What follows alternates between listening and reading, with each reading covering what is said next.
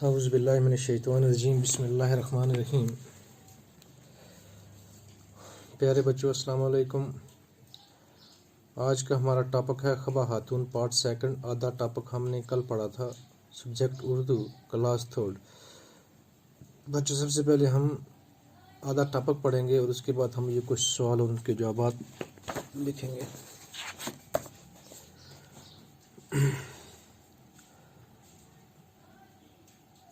ان کی شاعری اب بھی کشمیر میں مقبول ہے۔ عورتیں عام طور پر ان کے کہے ہوئے گیت گاتی ہیں، یعنی ان کی شاعری جو ہے وہ اب بھی کشمیر میں مشہور ہے۔ عورتیں ان کے جو ہے وہ گیت گاتی ہیں۔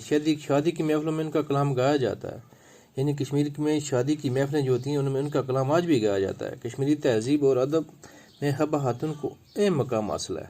ان کی شاعری دکھ اور درد سے بھری ہوئی ہے، یعنی ان کی جو شاعری ہے وہ دکھ اور درد سے بھری ہوئی ہے۔ اس زمانے میں ایک بلند پایہ صوفی حضرت خواجہ مسعود تھے، وہ بھی پامپور میں رہتے تھے۔ اکثر لوگ ان کے پاس جاتے تھے، دکھی زون بھی ان کے پاس جاتی تھی۔ خواجہ مسعود کو باتوں باتوں میں معلوم ہوا کہ وہ شعر کہتی ہیں، وہ بہت خوش ہوئے۔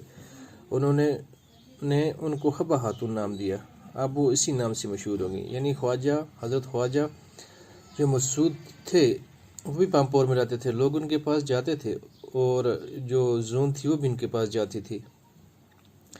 تو خواجہ مسعود جو تھے انہوں نے زون کو خبا خاتون کا نام دیا اور وہ اسی نام سے مشہور ہو گئی۔ شہزادہ یوسف چک نے خبا خاتون کی شہرت سنی۔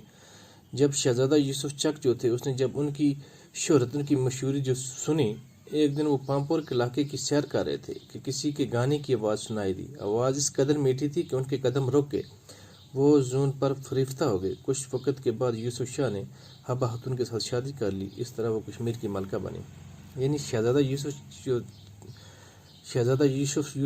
چک جو تھے، جب انہوں نے اس کی شہرت سنی تو ایک دن پامپور کے علاقے کی سیر کر رہے تھے تو کسی کی گانے کی آواز سنی۔ آواز بہت اچھی اور میٹھی تھی، ان کے قدم روکے، تو پھر انہوں نے کیا کیا، اس سے شادی کر لی اور وہ اس طرح کشمیر کی ملکہ بنی۔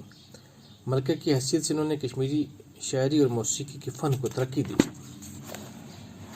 خبا خاتون کو رائے سے بڑی ہمدردی تھی، یعنی خبا خاتون جو تھی رائے کے معنی ہی لوگوں سے بڑی ہمدردی تھی۔ وہ یوسف شاہ چک کو رائے کے کاموں میں دلچسپی لینے کا مشورہ دیا کرتی۔